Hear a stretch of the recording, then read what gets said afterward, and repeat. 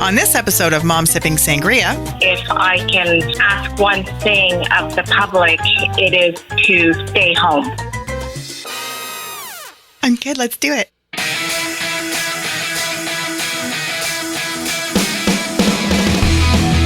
Well, hello there, and welcome to another episode of Moms Sipping Sangria. I'm Sheila Walsh. And I'm Anita Reynolds-MacArthur. We are practicing social distancing on the other side of Toronto. And today we're enjoying some spring strawberry sangria. Yes, ma'am. How is your spring strawberry sangria, Anita, over there in the East End? You know what? It is totally delicious. It's sweet. Strawberries this time of year, you know, I'm trying obviously to stay out of stores. So we had some in the freezer, and so I'm using those ones. Yeah, me too. Mine's pretty tasty, and we had some frozen strawberries as well. And, you know, those kinds of things do the trick if you can't get to a grocery store these days for the fresh stuff. And we will have this recipe up on our website for you to try, which, of course, is momssippingsangria.com. So Anita and I are practicing safe podcasting. Anita usually makes the trek across the city to the West End where we record Mom Sipping Sangria from here in my home studio, but not this time, Anita. Strange times, huh? Oh, it's so strange, Sheila. But you know what? It's also a time to reconnect with our family. We always talk about not having enough time on our hands. Well, that's changed. We've got time on our hands. Something interesting that I did notice, we went out for a drive just to get out. It's like out of a movie where you see lines outside liquor stores, 6 feet apart. Same thing for grocery stores. It's a different world right now, but it's one where people seem to be respectful of each other from, this what we've been seeing. So it's kind of interesting. It really is interesting. And if you can take the scare out of it and just kind of look at it from, the human condition and what people are doing and how we're adapting, it's really quite fascinating. And I've told Elle, my 12-year-old, I said, in 40 years, you're going to be telling your kids and maybe some grandkids at that point, who knows, about, that time when, we were all isolated and the world kind of shut down for a little while. It's just a really weird, interesting, and yes, scary time to be alive, for sure. Yeah, we are evolving and adapting so quickly. My niece just turned 16 last weekend, and so normally that would be a big celebration, family, friends, the whole bit, right? We couldn't do that, obviously. So, we all got on Messenger, and we had a big, huge video chat, and we surprised her. She didn't know we were going to do that. Everybody sang. People were from Montreal. We were over here in Toronto, Ajax. All of us got together. She was blown away. It was a really nice thing. And then we watched them share cake. Oh my gosh. And open her presents. It was really cool. That is so cool. That is so cool. And that's a nice way of kind of, making lemonade out of lemons, for sure. Yeah. Very cool. Yeah. Well, as we both know, and as you know as well, there is so much information coming at us day by day with this COVID-19. And I know it's tough to know what to pay attention to. Information is changing all the time. So on this episode, we're actually going to do two things. We're going to talk about things you can do to keep busy and maybe check off your list during this time at home. But first, we've actually invited a good friend of ours to help sort through the insane amount of information overload coming at us and help us figure out what we should be doing or reading, or in some cases not doing or not reading. Yes. We have nurse practitioner Lisa Nadarata. Welcome to Mom Sipping Sangria. Hi there. You're okay. I'm going to merge calls. I think we're all here. Can you hear Anita? Hi, Anita. Hi, Lisa. So, Lisa, thanks for agreeing to talk to us. You know what, Lisa? It is so nice of you to take this time with us. We just want to take the opportunity to thank you and all of the medical community for doing everything that you're doing right now. You guys are like our superheroes these days, always, but most especially now. Well, thank you. I think we all appreciate the sentiment, and I think if I can ask one thing of the public, it is to stay home. Just that one thing is going to help us decrease the numbers, because we're still seeing a rise. Like every day, aren't you? Yeah. We are. And we know a lot of it has been attributed to travel, but we also know that it's in the community. So we have to be more vigilant than ever. Why do you think that that message is still not getting across to people? Do you just think people are saying, it doesn't really affect me, it doesn't really apply to me, they're not isolating, they're not paying attention to the symptoms, etc.? I think part of it is because people are walking around and feeling well, and they don't feel that this is something that will affect them. And I think people felt that because they didn't travel, they're not affected. But as you mentioned, it's now in the community, so it's not necessarily a travel issue. It's now being spread just by regular contact in the community. Is that correct? Yes. Right. Yeah. So, Lisa, so much information is coming at us. And the scary thing is that some of it is not legit, as we just mentioned. And Anita was saying, she knew someone who was telling others to drink hot water and lemon to avoid the coronavirus. We're hearing those kinds of things. So let's talk about legitimate information, legitimate sources of information. Who can we really, really trust to give us only, proven, real facts that are not going to change? Well, I think we have to be selective about the news sources. So the best way to ensure accuracy of information is credible sources like Health Canada, Public Health Agency of Canada, and of course your local public health unit. So for those of you living in Toronto, it would be Toronto Public Health, Durham Public Health, Peel Public Health. Those sites will provide accurate guidance on screening practice. They offer health advice, such as the symptoms you should be looking out for, self-isolation practices, physical distancing, and a list of assessment centers if you feel you meet criteria for screening. It's also available in different languages for our diverse community.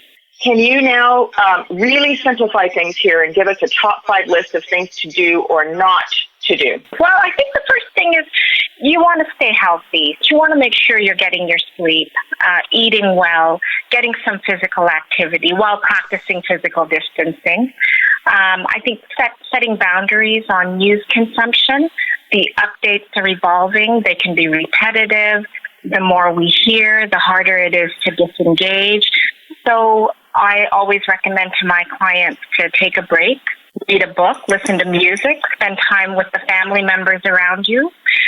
It doesn't take long to get up to speed on the current health of our communities. And so if you limit some of the news that you are reading and hearing, that might allow you more time to do something enjoyable. And then, of course, don't discount the power of language. And I think Sheila and Anita, as media personalities and published authors, I know you choose words that focus on the message and practical takeaways, like the importance of physical distancing and practicing social isolation. So those things, I think, will go a long way. Well, that's what we're all doing right now. Normally we'd be sitting together in my studio and at home and doing this interview, but I'm looking at Anita through Skype and we're talking to you on the phone and you can still get stuff done. It's just different, but you have to be socially responsible. So I think you've provided us some great information. Is there anything else we should keep in mind while we're working our way through these crazy times? Although I did love stop reading the feed and just read the aggregated information. I think that's so important. I think what we need to try to do is to respect the times allotted for seniors and the vulnerable citizens to do their grocery shopping in that morning, that 1 hour that's being allotted to them. I think we can check in on neighbors, those who are vulnerable, offer to pick up groceries. I know, Sheila, you offered to do that for me the other day, and I thank you. I think these little acts of kindness will go a long way in the long run. Well, thank you so much, Lisa. You've given us a lot to think about here, and we really appreciate that you've taken the time to chat with us today. Stay healthy. We need you and all of your colleagues to be as healthy as possible to help us be as healthy as we can be. So thank you. Thank you. Yeah, thanks, Lisa. And, I think you, Anita, and I should do like a virtual Sangria party or something. Ooh, I like that. Let's plan that.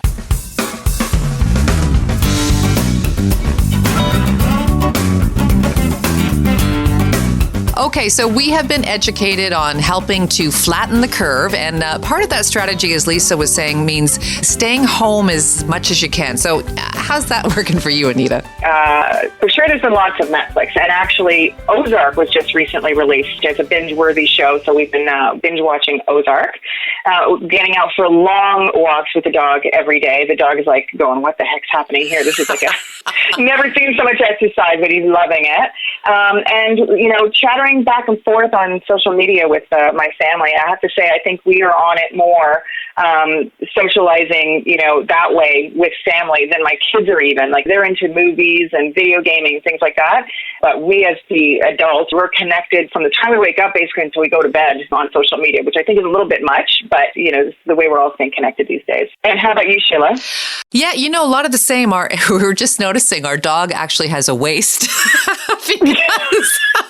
So normally when we leave the house, every day we give her a Kong, the Kong, we put a little bit of peanut butter in it. So because we've all been stuck home, she hasn't had that. So she's on this diet, whether she likes to be or not, without the peanut butter and the Kong. Plus like you, we're doing all sorts of walks. So she's actually looking pretty thin and trim these days.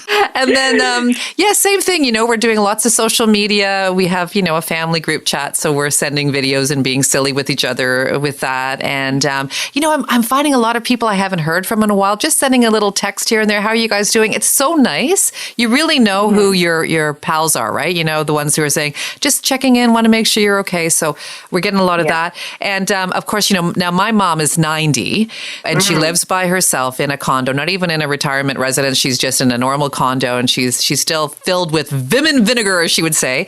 But she is. Yeah, but we got to be careful, right? So and because she's, socially isolating too, she's getting out for walks. But I have to tell you a funny story. I went over this past week and she has an iPad at 90, learned how to use it. God love her. Wow. And so I walk into her lobby. So we're meeting in the lobby and she's sitting in one chair and I'm sitting across from her. And it felt like I was doing a drug deal. She slips over, a paper bag with her iPad in it. And I take the paper bag and I open the iPad. Anyway, and I get her set up on FaceTime, right? I'm like, okay, Mom, so now you can FaceTime anybody with an Apple product and I'm going to go home and we'll test it out. So I went home and I called her. And for the next 5 minutes, I proceeded to talk to her nose.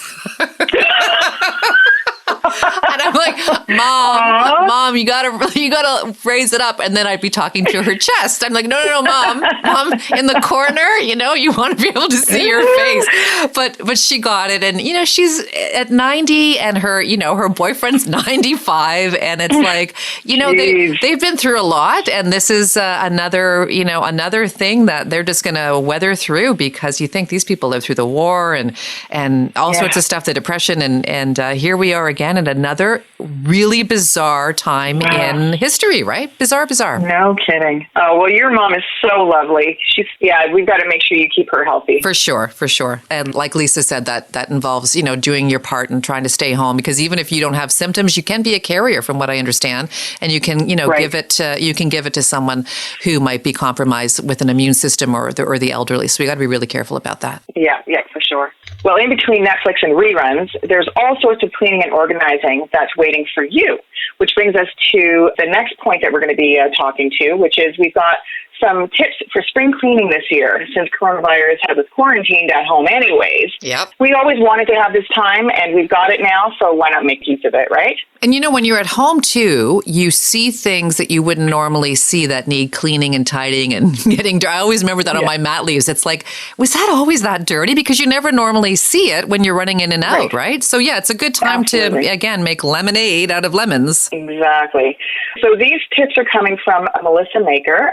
She is the founder of Clean My Space, and she's got a huge following, over 1 million subscribers just on YouTube alone. She's based out of Toronto. So these tips came from her. Getting outside for a little bit. Sweep the patio, the walkways, clean exterior windows, light fixtures, and patio furniture. That's her first tip. That's great, especially on the nice days, right? Yeah. Yeah, exactly. Second, she says, wash interior windows. This is a good one to get the kids to help out with. Yeah, good luck. Right there, Well, you know what, though? I think we have teenagers. For the younger kids, I think they'd have a blast with that. Oh, yeah. I don't know how clean the windows would get, but at least it would help keep them busy. And can I just jump in? Because I was told this trick with windows. You know how you wash windows normally with like glass cleaner and then you use paper towel? Next time, use glass cleaner and newspaper. I've heard that. It is beautiful. I don't know why it works, but it leaves streak free, and you're recycling your newspaper, sort of, kind of. So anyway, just a tip. That's great. Sheila's tip. So next we have clean out closets, cupboards, and pantry. 4, change filters, check furnace, carbon monoxide, and smoke detector systems. Oh, that's a good idea. That's a great one. Yeah. One that every now and then it's like, oh gosh, when was the last time we changed that filter on the furnace? So yeah, and the carbon monoxide and smoke detector systems as well. Make sure those are working. Right. And deep clean appliances and under the kitchen and bathroom sinks. So there's all sorts of stuff. I guess the point is, use this time to cleanse the home environment until, we're back out there and whatever the new normal may be. That's right. I'm going to also jump in here. If you're having a hard time finding hand sanitizer right now, she's got a nice tip here, and we'll actually be posting that on our social media feeds as well. She's got her own little recipe that she's created. So you need 3 things: rubbing alcohol, aloe vera gel, and a few drops of your favorite essential oil, just to give it a nice smell. So it's 2 parts rubbing alcohol. It has to be higher percentage, such as 90% or 95%. And then also 1 part aloe vera, which acts as a carrier for the alcohol. And then a few drops, like I mentioned, of your favorite essential oil. She likes to use grapefruit, but you can use whatever you like. And you put it all into a little container, shake it up, and there you have your hand sanitizer. That is such a good idea. And I think I have all that stuff in a cupboard, because it's tough to find that. Does she have a recipe for toilet paper, how to make toilet paper? What is the deal with the freaking toilet paper shortage? You know what? Our local Sobeys has gotten really smart. They keep their toilet paper close to the cash, and everyone is allowed to take, if they need it. The cashier will say, do you need toilet paper? Yes, I do. You get 1 package of 12. Oh my gosh, that is brilliant. Isn't that great? That is brilliant. Yeah. Melissa also says to make a to-do list, then divide and conquer. So start with a wish list of all the things at home you want to scrub, wash, or tidy. Then go from there. You'll figure out what's feasible later, but for now, shoot for the moon. These are some great tips, and I think Melissa's Clean My Space, so we can find her on YouTube and all the other social media properties. YouTube, Instagram, Facebook, you name it. She's out there, and she's doing a great job helping us stay clean.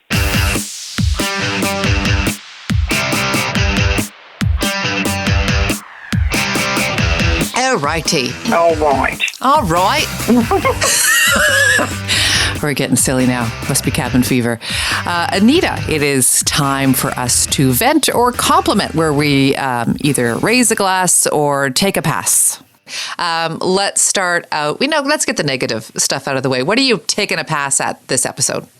Okay, so what I'm taking a pass at this episode is I have a cousin in England. I won't mention his name. This one, he's one of these propaganda people who thinks that, the government is always out to get you.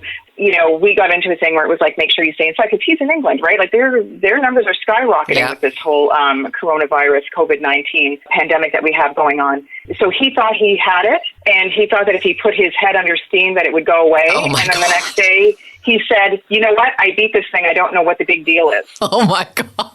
So that just opened the door for me to just blast, right? And so, I told him what the big deal was about, and he told me to turn off the news and watch a video, and it will help clear my mind. And it's all a big thing that the government around the world are connecting to. And he was just...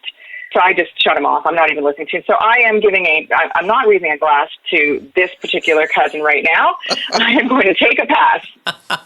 We all have people in our lives like that, right? Man. Oh my goodness, that's crazy. Yeah. And so how about you, Sheila? What are you taking a pass on? Oh, well, I think your cousin might fall into this. Society is calling them Cove Idiots. Have you heard of this, right? Cove Idiots. No, that's a new one for me.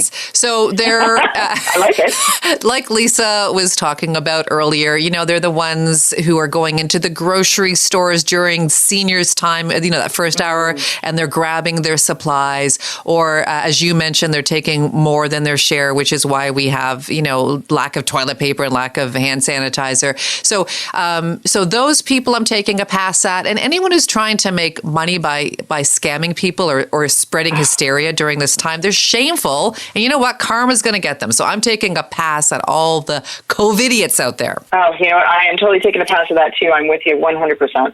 So let's flip that into a positive. What are you going to raise a glass at? I always tell my kids, and I believe this too, there's a lot more good in the world than bad. And, you know, this is a real time when the good shines through. So I'm going to raise a glass to all the first responders, medical personnel, everyone involved in keeping food on the shelves, including my son. He's stocking those grocery stores, and he's going in there every day to do that. He's back from university, and he jumped right back into his grocery store because they needed the help. And I should also give my middle child, my daughter, some credit as well, because she's, working a drive-through. So yeah, people are doing their part. And actually, you know what? A police officer came through the drive-through the other day and thanked her for actually working. And I thought that was really sweet. So people who are keeping medicine stocked, all the online support, the events that have popped up to take people's minds off to stress and anxiety. I think there's so many great things happening out there. I saw John Legend doing a free concert online.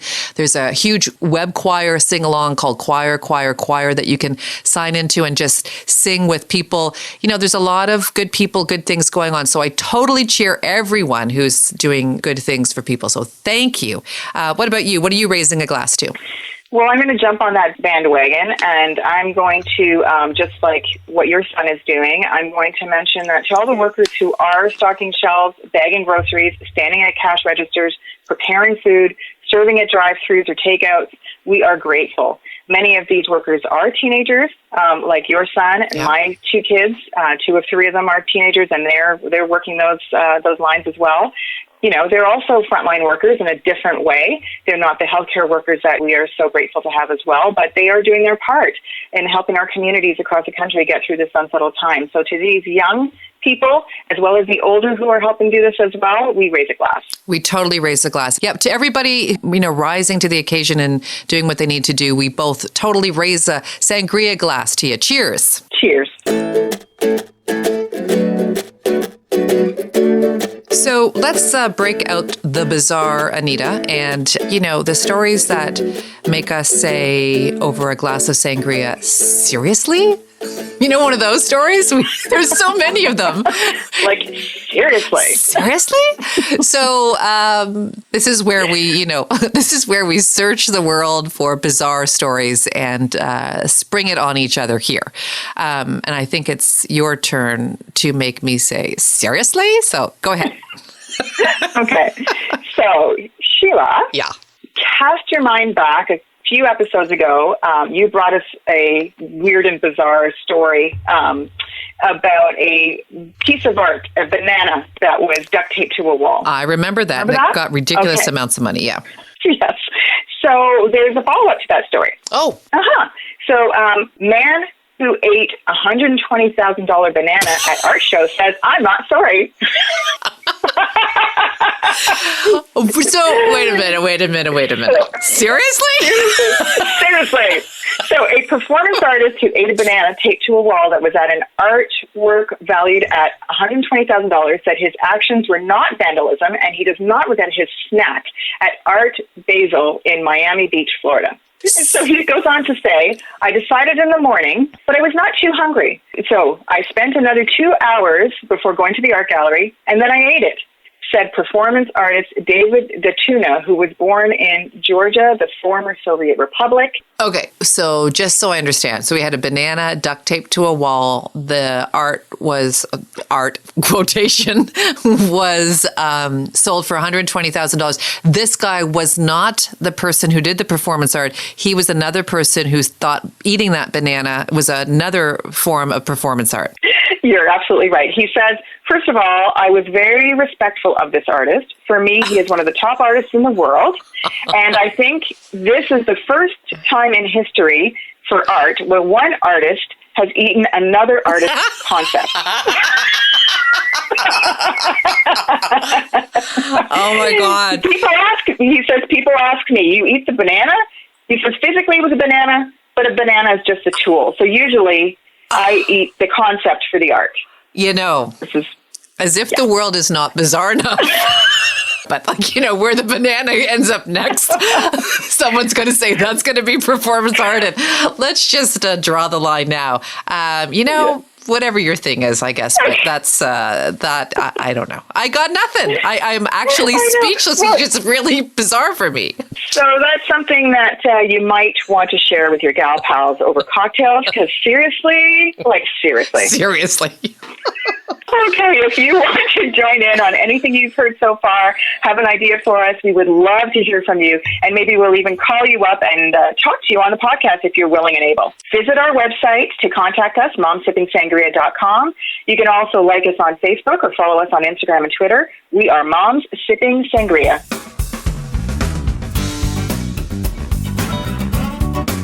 Sheila? Yes, Anita? It is time to go to confession, where you come clean on something that you have been hiding away. Okay.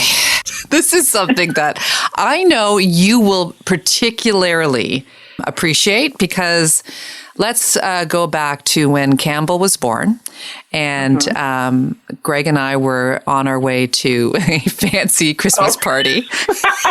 Oh no, don't bring me back there. And I show up in my baubles and gown, and you just gave birth to Campbell. Okay, hold on a moment. Let's just give the listener a little bit of a visual here. So I have just had a baby. Yeah. 10 pounds, 10 ounces, my first child. He was huge. And you're like 5 feet. I'm 5'4", barely. I had become toxemic by the end. 27 hours of labor, 6 hours of pushing, and then Sheila calls and says, "We're on our way to the Christmas party, for work. We're going to stop in on our way there. Is that okay?" And I'm like, "Oh my God! Oh yes." I hear the click clack in the hallway coming into the room, decked out to the nines, ball gown, tuxedo, looking fabulous. And then on top of everything, I was fine with that. And then Sheila said, "Let's take pictures." I know. It was a bad decision, but you know what? So this is why you'll love this story, because I got it back a few years later, okay? So you had Campbell. Mind you, we stayed friends through all that, too. Let's just point that out. And that was 20 years ago. So if you forgave me for that. So Lila, my middle child, her birthday was earlier this month, and she turned 17. So I was reflecting back and, oh my gosh, 17 years ago, where did the time go? And that led me obviously to the birth. Greg and I go into the birthing room, and I know this kid is coming, and I'm like, and I feel like, you're in labor. You're not feeling the best. You're not looking the best. So I lay down with the feet in stirrups, and in walks this gorgeous drop-dead nurse who looks like Vanessa Williams, Miss America, the former. Okay. So picture this. Greg is on the left side of me and is saying, push and breathe, you're going to be fine. And this knockout nurse is on the right side of me, gazing into my husband's eyes. They're flirting as I'm pushing out his baby. And she's saying to him, "Did anyone ever tell you look like Billy Bob Thornton?" And I'm like, he's better looking than Billy Bob Thornton. And so he's got a lot of mileage out of that one, because it wasn't his fault, but I literally thought, what chick does that, where she's eyeballing over the pregnant woman's belly, making googly eyes at the husband. Now, he is a good looking guy, so I don't blame her, but come on, there was a time and a place. Wow. Yeah, seriously. And that wasn't it. So when celebrating her birthday, I reflected on that moment. Now, of course, I can laugh about it. And then I thought, oh, you know what? That was karma for me going into Anita's birthing room, all dressed up. I wasn't going to say it, but you're right. Oh, man. So, that's brutal, Sheila. Just beware of those nurses. And, we had Lisa on it earlier, and she's a nurse, and we joke about that all the time, because I say, nurses, they're so pretty, and they're just so threatening. And she's like, I know, right? Lisa's a real pretty one. She's got to be careful there too. Yeah, no kidding. But you know what? We love them and we love everything they do. Just, leave my husband alone. That's right. Oh, that's awesome, Sheila. Yeah. So that's my confession for this week. Okay, so before we wrap up here, we do want to thank Lisa, nurse practitioner Lisa Nadarata, for joining us, and of course, we want to thank you for making time for us. Please stay well and healthy. We want to be able to talk to you again next time on our next episode. Absolutely. So before we go, there is the end quote, and Sheila's going to try and guess who the person is that said this quote. So, okay. Are you ready? Yep. So this person says there are a lot of negatives related to our current world situation, but, and here's the quote, it's a good exercise in reminding us that we don't need a lot of the stuff that we have. When times are bad, having each other, having your health, we can do with a lot less. That's an important lesson I want my kids to understand. Oh my gosh, that's so true. Mm-hmm. I'm thinking of all the sensible people who could say that, and there are quite a few of them. So obviously a parent. Yeah. Kristen Bell. Michelle Obama. Michelle, she's my bestie. You know that, right? I don't think she knows that. She's so amazing. She's my bestie too. Oh, of course she's going to say something like that. That's great. Yeah. Can I add one in too? Because I've read this and I think it's really important as well. So this comes from Paul Harvey, and I've used it a lot the last couple of weeks. In times like these, it's important to remember that there have always been times like these. So that is good. That's not bad, right? And I told you who it was. She didn't have to even guess because she never would have guessed. Phew. And by the way, Sheila, I just want to thank you for sending a card in the mail for Ian, my husband. You are insane. This woman does not forget a birthday. She does not forget an anniversary. For the entire time that I've known her, we have been receiving them in the mail. I don't know how I am in awe of you. I don't know how you do it, but thank you. Oh, you're welcome. COVID-19 will not stop me and my birthday cards. Alrighty, so that's it for now. And till next time, stay healthy and have a good one. Have a good one. And don't forget to check us out on Facebook, Instagram, and Twitter. We are Moms Sipping Sangria.